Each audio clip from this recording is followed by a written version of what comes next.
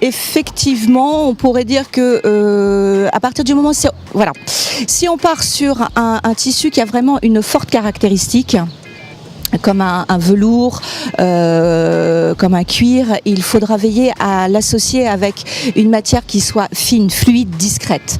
N'allez surtout pas l'associer avec une autre matière qui ait beaucoup de présence également. Alors, la mini-jupe, c'est très joli. Déjà, si on est jeune, alors je vais dire jeune, ça va jusqu'à la quarantaine, on va dire à peu près. Ensuite, surtout, avoir une jolie jambe. Et principalement, se concentrer sur la cuisse. Il faut que la cuisse soit fine, que le galbe aussi du mollet soit bien dessiné.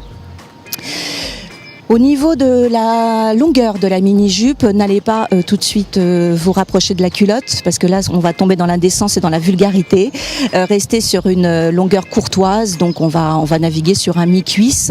Après, à vous de réadapter par rapport justement à la finesse de votre cuisse.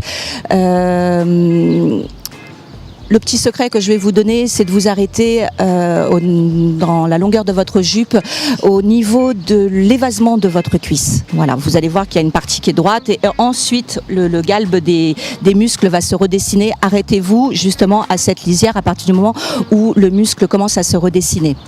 Ensuite, au niveau de l'association, n'allez pas mettre une mini-jupe avec un escarpin, avec une cuissarde. Là, tout de suite, on va tomber dans le cliché stéréotype de la vulgarité. Je n'évoquerai pas de nom, mais je pense que tout le monde m'aura compris. Jouer sur quelque chose après de léger, de frais, d'ingénu, une petite ballerine, un petit pull tout simple, mais n'allez pas jouer dans la provoque à 800%. Vous tueriez le charme.